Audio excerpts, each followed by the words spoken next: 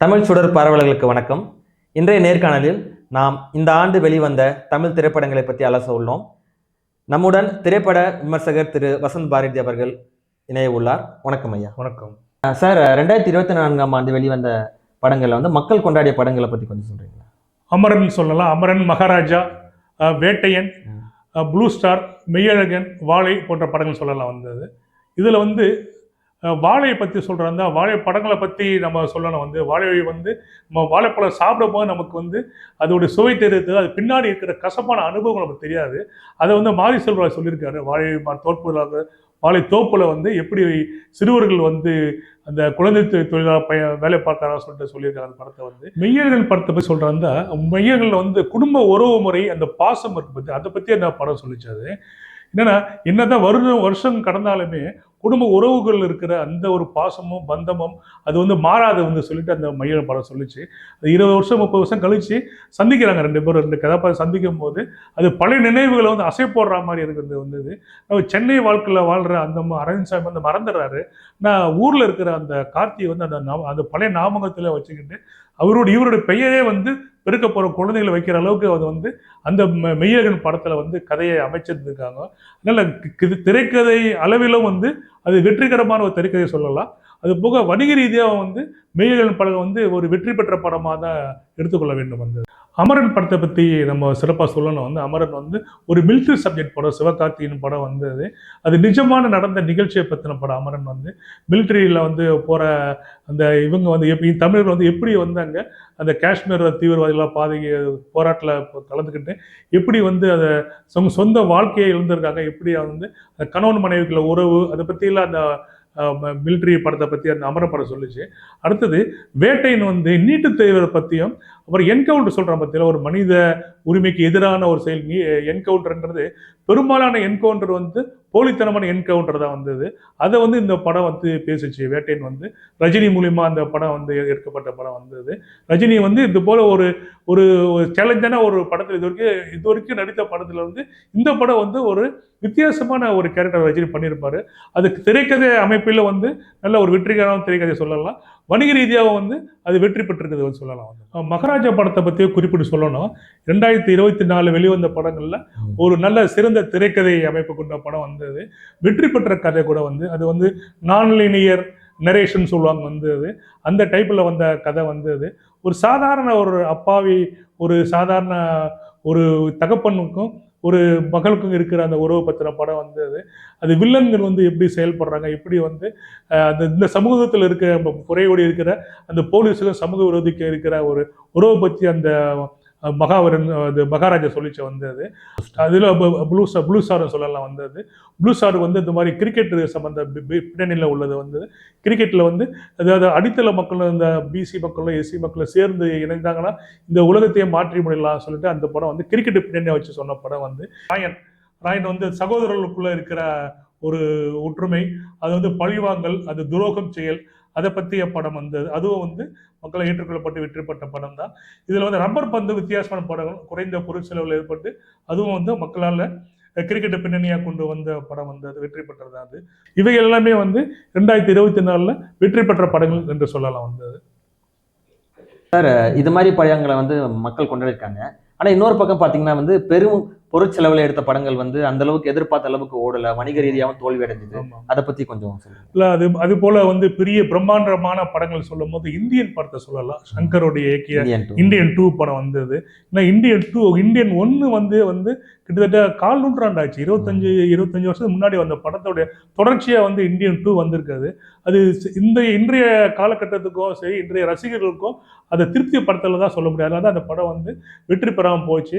அது இல்லாமல் அப்போது இருந்த சூழ்நிலை வேற. இந்தியன் 1 இருக்கும்போது அரசியல் பொருளாதார சூழ்நிலை, சமூக சூழ்நிலை வேற அப்போ இருந்த சூழ்நிலை அப்போ இருந்த அந்த ஊழல் சம்பந்தப்பட்ட விஷயம் வேற. இந்தியன் 2ல ஊழல் வேற விதமான அந்த களத்தையே மாத்திட்டார். தமிழகம் இல்லாம வட இந்தியா களத்தை வச்சிருக்காரு. அதனால அந்த இந்தியன் 2 சரி எதிர்பார்த்த அளவுக்கு போகல.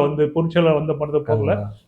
அடுத்தது கங்குவா சொல்லலாம். அந்த கங்குவா படத்தை கூட கங்குவா படம் பார்த்தீங்கன்னா அது பீரியட்ஸ் ஆஃப் கதை சொல்லிட்டு சொன்னாங்க. அது 2024 ஆக்சுவலா வந்து 24வது படம் வந்து 1070 வந்து நடக்கிற கதை மாதிரி அது சொல்லப்பட்டது.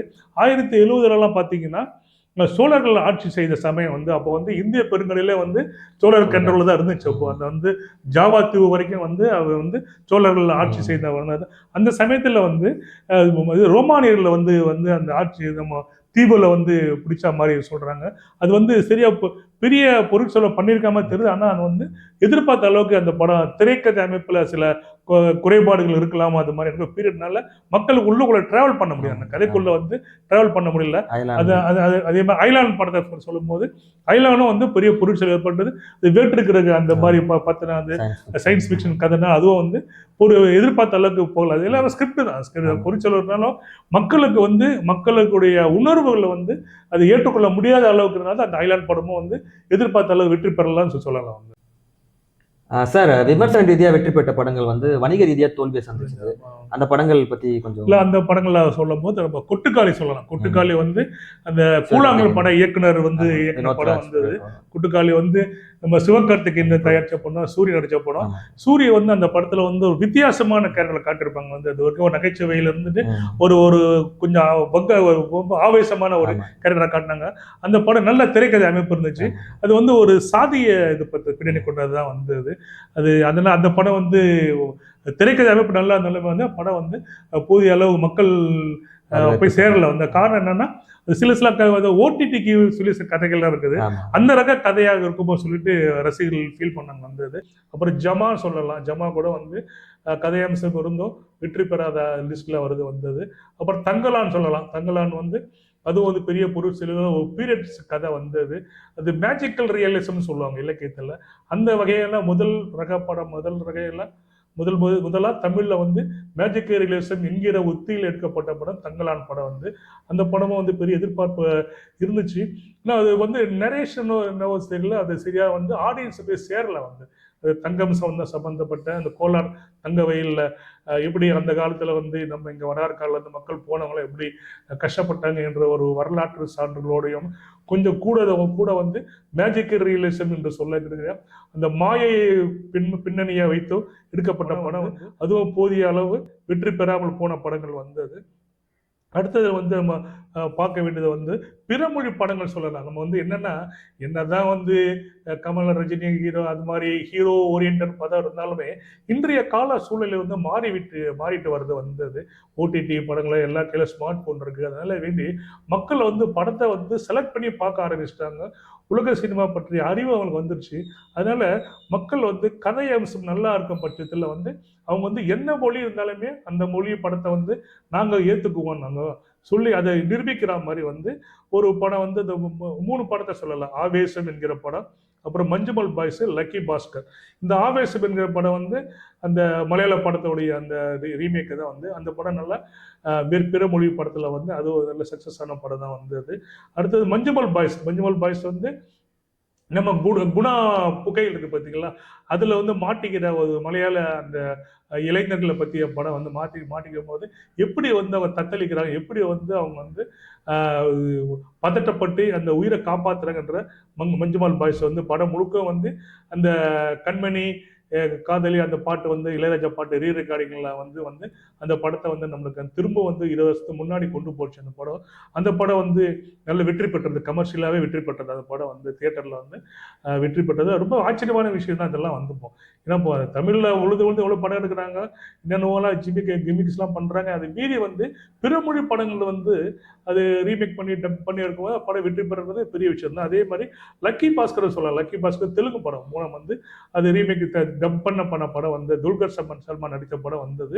ஒரு பேங்க் கேஷியர் வந்து பேங்க்குக்கு வந்து தெரியாம வந்து அது அக்கௌண்ட்ல கேஷ்ல வந்து அந்த இதுல பேங்க்ல வந்து பணத்தை எடுத்துட்டு வந்து வெளியில வந்து ரொட்டேஷன் விட்டு அதை வந்து திரும்பி கொண்டு வந்து அப்படி கொண்டு வச்சிடறாரு. இப்படியே விட்டு அது சம்பாத்தியத்தை வச்சு அவர் ஷேர் மார்க்கெட்ல போடுறாரு. ஷேர் மார்க்கெட்ல போட்டு பெரிய 100 கோடி கிட்ட கோடீஸ்வரர் ஆயிடுறாரு. கோடீஸ்வரர் தப்பிக்காம ஃபாரின்ல போய் செட்டில் ஆகிறாரு சொல்லிட்டு ரொம்ப ஒரு கிரைமை வந்து தப்பிக்காத மாதிரி எஸ்கேப் ஆகிற மாதிரி ஒரு சொன்ன படம் வந்து லக்கி பாஸ்கர் என்ற படம் வந்தது. அதுவும் வந்து வெற்றி பெற்ற படம் தான். தியேட்டர்ல வந்து 3-4 வாரம் இருந்து நல்லா வெற்றி பெற்ற படம் தான் சொல்லலாம் வந்தது.